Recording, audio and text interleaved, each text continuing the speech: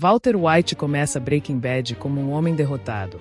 E o que torna a série tão perturbadora é que ele é derrotado de um jeito que a maioria dos homens reconhece imediatamente porque já sentiu alguma versão disso.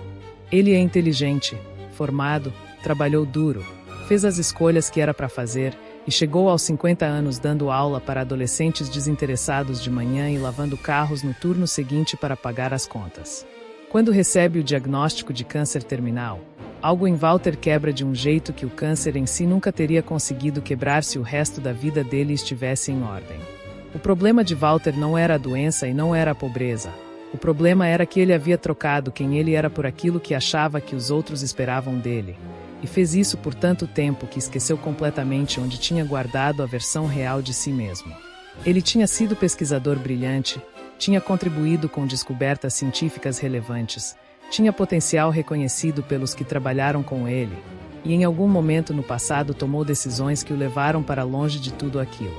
E carregou esse arrependimento calado, engolido, por décadas, transformado em amargura que ele nem conseguia nomear direito. Quando ele começa a cozinhar metanfetamina, há um momento muito específico em que você consegue ver que a justificativa de deixar dinheiro para a família é real, mas não é a razão principal. A razão principal aparece na forma como ele fala sobre o produto que faz, na precisão com que ele exige qualidade, no prazer genuíno que ele demonstra ao ser reconhecido como o melhor no que faz. Walter não estava procurando dinheiro, ele estava procurando identidade. Ele queria ser Heisenberg, queria ser temido e respeitado, queria que o mundo soubesse que ele existia e que era extraordinário. E aqui está o ponto que vale a reflexão, porque esse desejo em si não é o problema. Todo homem quer ser reconhecido pelo que faz de melhor, quer sentir que seu esforço importa, quer construir algo que justifique o tempo que ele tem. Isso é legítimo. O problema de Walter foi a direção que ele escolheu para satisfazer essa necessidade, e mais do que isso, foi a velocidade com que ele abandonou qualquer limite moral assim que o ego entrou em cena.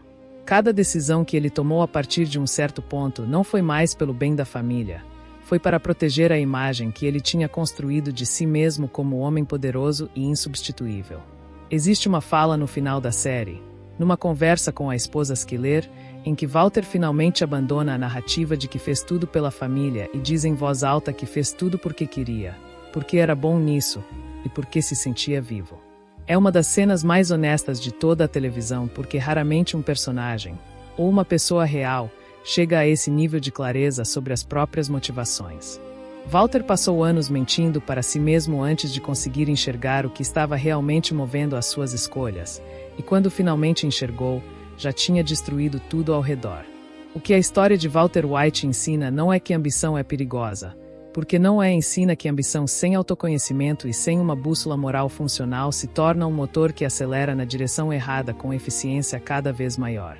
Quanto mais Walter conseguia o que queria, mais longe ele ficava do que realmente precisava, que era reconciliar quem ele era com quem ele tinha sido, aceitar as escolhas do passado sem precisar compensá-las destruindo o presente. Um homem que não sabe distinguir o que quer do que o ego exige vai sempre confundir progresso com poder e construção com controle. Walter White é o retrato mais honesto que já vi de onde esse caminho.